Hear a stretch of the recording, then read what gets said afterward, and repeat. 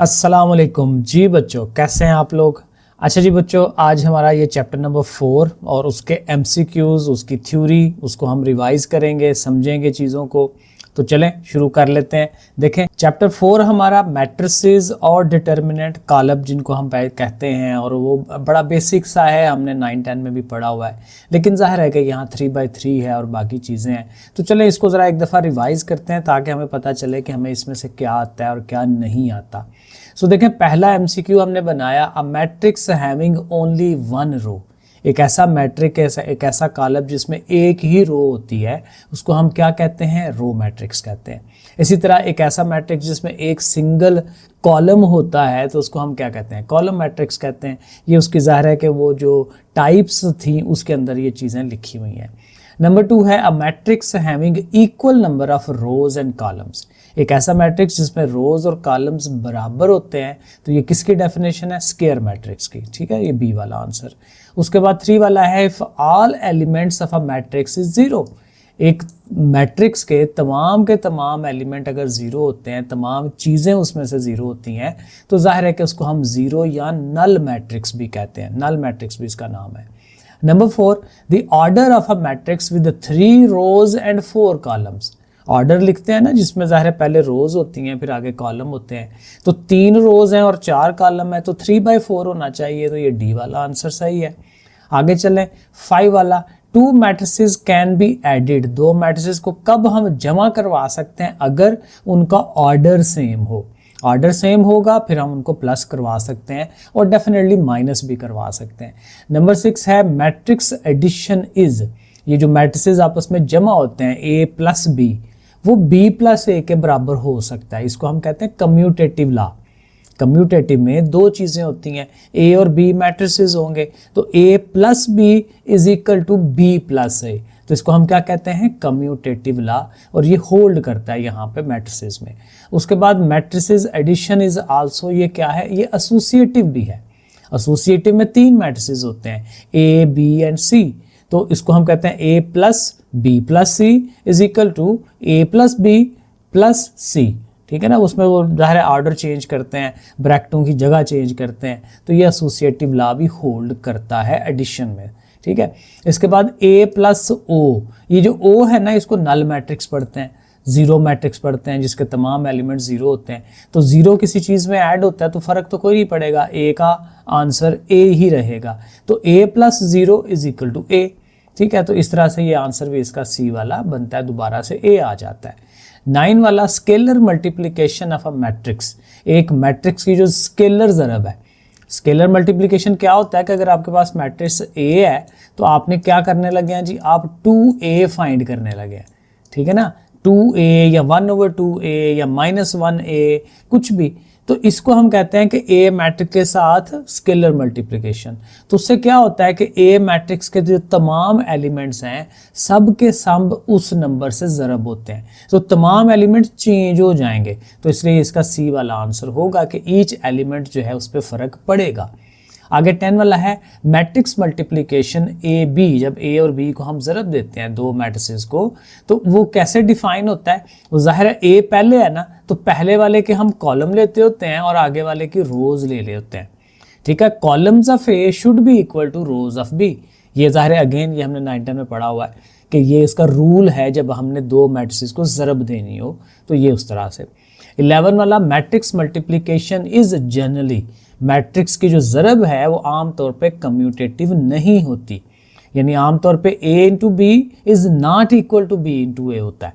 ठीक है, ज़्यादातर वो बराबर नहीं आते, कुछ स्पेशल हालात में A B is equal to B A हो जाता है। तो बहरहाल, तो उसके बाद 12 वाला identity matrix is denoted by, definitely उसको आई से शो कराते हैं। ठीक है, आइडेंटिटी मैट्रिक्स जिसको हम 1 0 0 0 1 0, उसके डायगनल्स में सारे 1 1 होते हैं।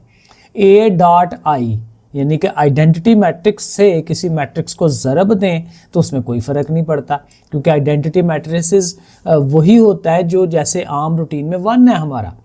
ठीक है ना, उसकी आइडेंटिटी होती है 1 है, तो 1 से ज़रब हो गए वही चीज़ आ जाती है। तो इसलिए ये 13 का ए वाला आंसर सही, सॉरी बी वाला जो आंसर है, जो ए आ रहा है वो ठीक है। Minor of an element is obtained by. अब माइनर कैसे फाइंड करते थे? जैसे हमें A1 2 चाहिए, ठीक है, M12 सॉरी, कि 1 2 वाली पोजीशन का माइनर चाहिए, तो 1 चूँकि पहले रो होती है तो वो 1 वाली रो छोड़ दें, 2 वाला कॉलम छोड़ दें। जिस जगह पे वो एलिमेंट बैठा हुआ है उस जगह की रो क्या बनती है और कॉलम क्या बनता है उसको छोड़ देना होता है। तो जाहिर है कि deleting its row and column, ये बी वाला आंसर सही होगा कि वो छोड़ दें, बाकी जो आएगा वो answer. Cofactor of an element, तो कू फैक्टर का फार्मूला था कि माइनर तो लिया जाता है उस एलिमेंट का, लेकिन उसको फिर हम -1 की पावर i प्लस जे से ज़रब देते हैं, क्योंकि -1 की पावर 2 बनती है, 3 है, 4 है, उस लिहाज से वो कभी प्लस में होता है कभी माइनस में होता है। तो ये इसका फार्मूला बी वाला ये सही है। Determinant of a 3x3 matrix, एक 3x3 का या 2x2 का किसी का भी जब आप डिटर्मिनेंट लेते हैं तो उसका आंसर हमेशा एक सिंगल वैल्यू आती है। डिटर्मिनेंट जाहिर है वो हमने उसके फार्मूले पढ़े हुए, तरीका पढ़ा हुआ कैसे डिटर्मिनेंट लेते हैं, तो अल्टीमेटली सिंगल आंसर आता है। कभी 0 आएगा, कभी पॉजिटिव आएगा, कभी नेगेटिव आएगा, लेकिन एलिमेंट एक ही होता है, तो इसलिए इसको हम स्केलर कहते हैं।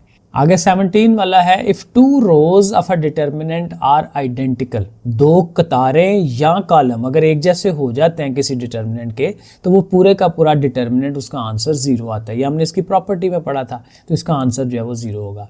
If a row of a determinant is multiplied by k, एक सिंगल रो को किसी डिटर्मिनेंट के उसको किसी k नंबर से 4 से 5 से ज़रब दे दी जाए, तो उससे फिर क्या होता है कि डिटर्मिनेंट भी उतने टाइम्स बढ़ जाता है।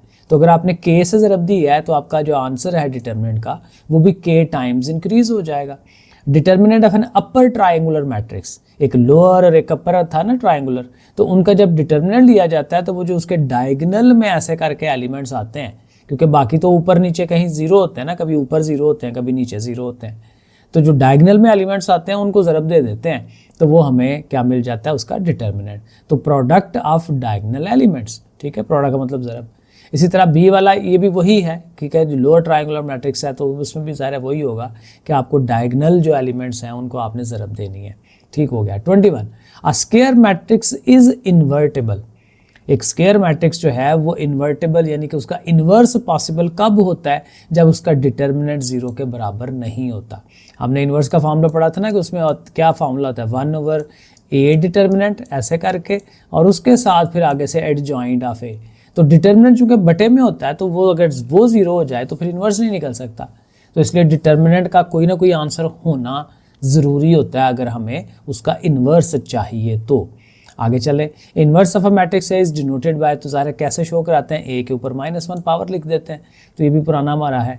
और इन्वर्स को और a को ज़रब दें, ओरिजिनल मैट्रिक्स को और उसके इन्वर्स को आपस में ज़रब दें, चूँकि एक दूसरे के उल्ट होते हैं तो एक दूसरे को कटवा के तो आंसर क्या आ जाता है, आइडेंटिटी यानी कि 1s आ जाते हैं, तो इसलिए इसका आंसर क्या होगा, आइडेंटिटी मैट्रिक्स आई आएगा।